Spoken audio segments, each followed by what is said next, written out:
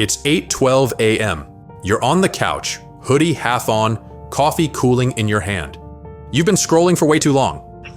Watching Ashton Hall get cooked by iShow speed all morning, mixed in with news clips, memes, and a guy making cereal with orange juice. It's just another day. No meetings, no chaos, nothing urgent. Until this comes on your phone. You freeze. The mug slips. You glance around in disbelief. People walk their dogs. A cyclist passes by. Life outside is normal, but you're not. You've seen it. And now, survival mode kicks in. Today, we break down how to survive the first 24 hours after a nuclear bomb hits.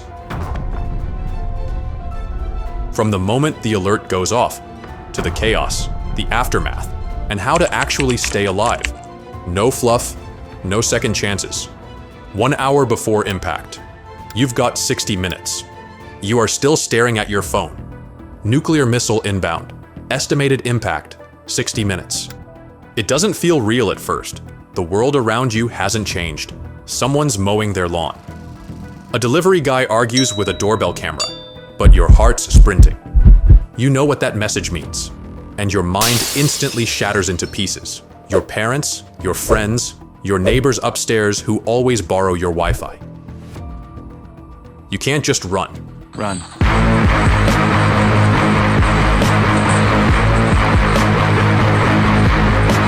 You grab your phone again and start typing. Messages to your mom, your little sister, your closest friends. Get underground now. Bomb incoming. Not a joke. One reply pops up. Bro, what? Then nothing. A wave of panic washes over you. Are they checking? Are they even awake?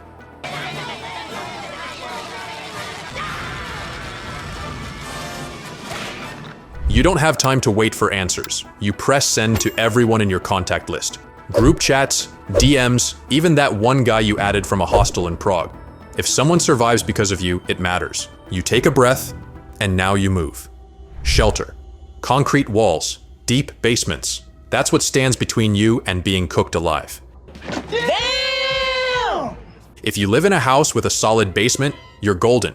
If not, the underground parking lot, subway station, or the bank vault downtown suddenly look inviting. But your own building's basement might be your best shot. You just need to get there fast with the right supplies. You raid the apartment like it owes you money. Canned food, water bottles, flashlight, batteries, a first aid kit, every second counts. You pack fast, but not stupid. Phone charger, important documents, clothes, and meds. Even your dog's leash. No way you're leaving that guy behind. You stop for a second. Your eyes glance out the window. A kid rides a bike. Someone waters their plants. The world is still spinning, but yours just stopped. You whisper a prayer, or maybe just curse out loud. Then you tighten your grip on the bag and start moving.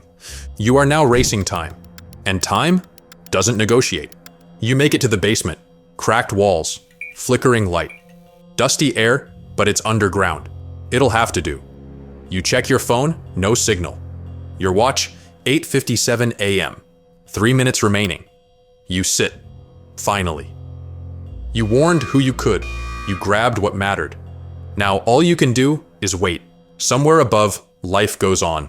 But not for long, because the sky is about to fall. Impact. The moment arrives. You don't see it, you feel it. A pulse in the earth, like the world took a breath and forgot how to exhale. Then it hits. The whole basement convulses. Dust explodes from the ceiling. Pipes rattle like they're screaming. The light bulb above you bursts. Darkness swallows everything. You're not dead, you think, but your ears are screaming. Your chest feels like it got sucker punched by a freight train. And for a few seconds, time just evaporates. You blink. The air's thick, like breathing in burnt plastic and metal. You cover your face with your hoodie. You cough. You wait. And slowly, very slowly, the world starts moving again. Your shelter held, but the world above, gone, changed, scarred. You've survived the blast, but this was only the first test. If you think the explosion was the worst part, oh no. The real nightmare begins now. Radiation, fires, fallout, and something called the black rain. Let's crawl into the next 15 minutes and try not to melt. 15 minutes after impact. 15 minutes. That's how long it takes for the silence to become unbearable. You're curled in your makeshift bunker, surrounded by peanut butter jars and broken hope. Everything feels off, like the air itself is holding its breath. Then you hear it.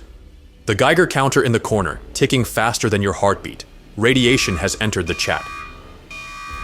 Outside, the streets are unrecognizable. The sky has turned into a twisted oil painting, sickly orange with flakes of ash drifting down like evil snow. And the wind? It carries whispers, not voices, just the sound of everything that used to be. Burning, disintegrating. You peek through a tiny crack in the wall. Once there was a tree there. Now, a stick, on fire. Once there were houses. Now, collapsed cardboard boxes. And the worst part? No sirens, no planes, no help, just stillness. Like the world hit pause on existence. You remember the guide? Fallout arrives like bad customer service. Late, but devastating. So, you act fast. You plug every crack with old clothes. You seal the door. You flip your hoodie inside out. Why? Who knows? It just feels productive. You sit back down and realize you've made it 15 minutes, which is about 13 minutes longer than you expected. But now comes the hard part.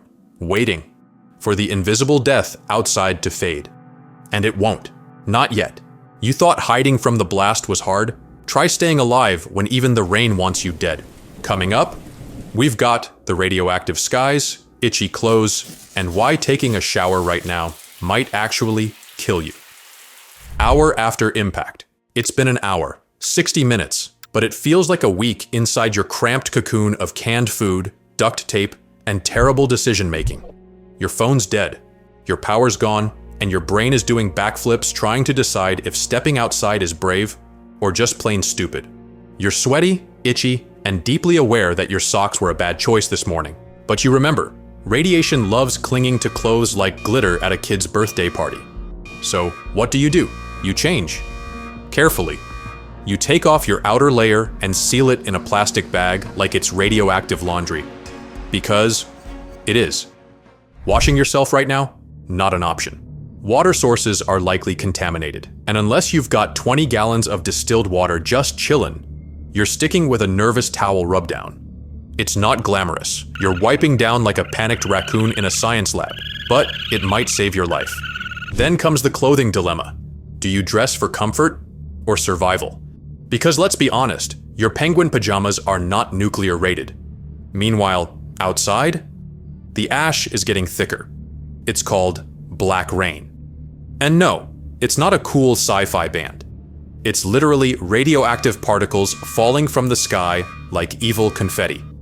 If you're even thinking of stepping out, don't. This is the part where the survivors separate from the statistics. You're tired, you're scared, but you're still breathing. And for now, that's enough. 4 hours after impact. Time crawls. You've counted dust particles on the wall. Then you check your watch and realize only 4 hours have passed. Cool. Just 20 more to go. Outside, the world has aged a century. The sky's darker now. Not night, just wrong. A shade that doesn't exist in the Crayola box. Ash falls like powdered sorrow. The black rain continues. It sticks to cars, clogs drains, and coats the roads in toxic regret. You wonder if it's safe to breathe. But your bunker isn't airtight. Air still leaks in, carrying invisible threats straight to your lungs. You wrap a scarf over your face. Do you look ridiculous? Yes. Do you care? No. You're not in a fashion show. You're in Fallout Basement Edition. Food? Rationed. You allow yourself half a granola bar. Each crumb is now sacred currency. You scroll your mind like a browser with too many tabs. What's next? Who else survived? Did my goldfish make it? You freeze. Not from fear, from radiation paranoia. Then the rumble passes. Could be thunder.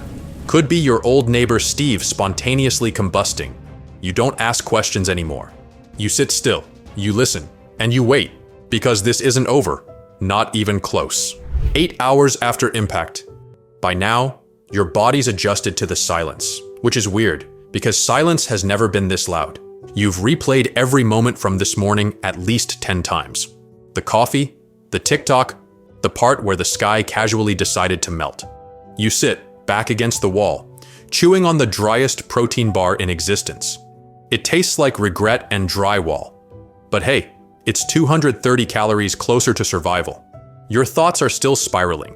You imagine the surface, burnt-out buildings, roads full of abandoned cars, and billboards still advertising Black Friday deals. You think about people, your family, your friends, the barista who spelled your name loaf that one time.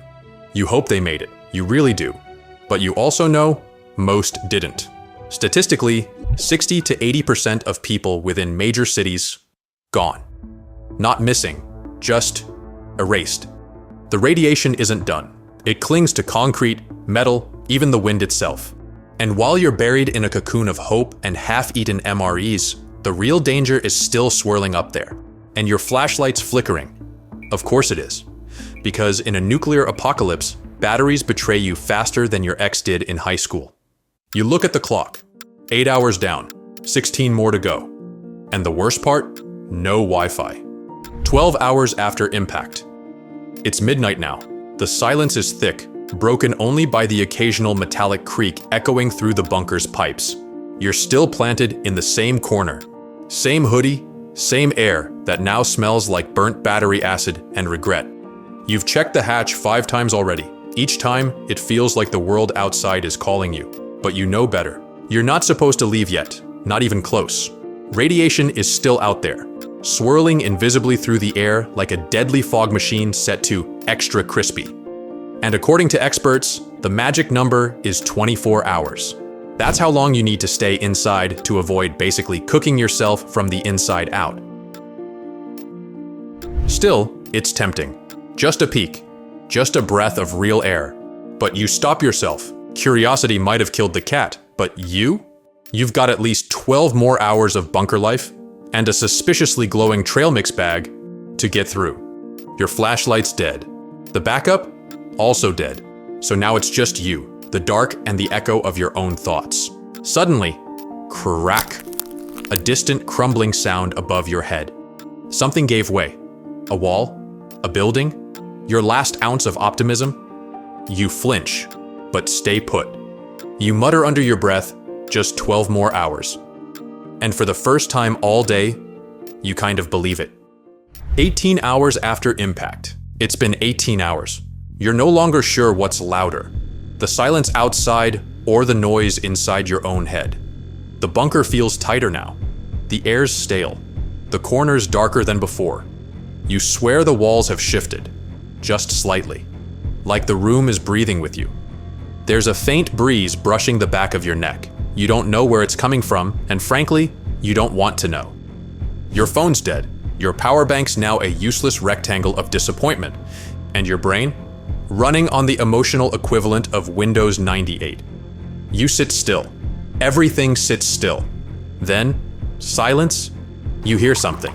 Or you think you do. A creak above, heavy, slow. Your breath pauses mid-chest. You listen so hard it hurts. But the sound doesn't come back. Just you, your breath, and the growing weight of waiting.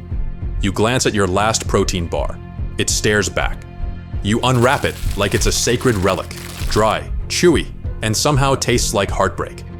But you chew anyway, because survival right now isn't glorious. It's gritty. It's uncomfortable. It's doing what you have to do, one bite at a time. You mutter something to yourself and it echoes a bit too long in the room. You laugh, then stop. That didn't sound like your laugh. You shake it off. And then it hits you. You've been down here for nearly a full day.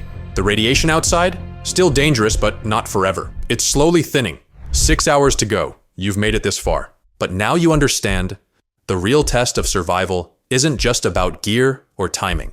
It's about enduring the wait. 24 hours after impact. It's been a full day. 24 hours. The air in the bunker is thick, not with smoke, but with possibility. You don't know what's waiting up there. Could be silence, could be screams, could be nothing at all. You pack your things, all 3 of them. A cracked flashlight, a half-empty bottle of water, and hope. You stand at the door, hand hovering over the lock. You listen one last time, nothing but your breath. And then, click. The door creaks open slowly. Light floods in, but it's not sunlight. It's gray, cold, eerie.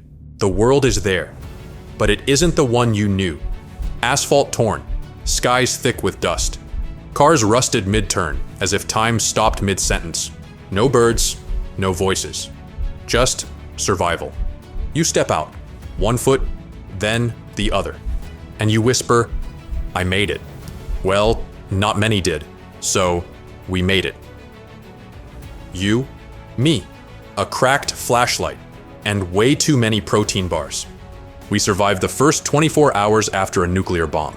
Together. It wasn't pretty, it wasn't heroic, but it was real. And if the world ever goes sideways for real, you'll know what to do. Well, mostly.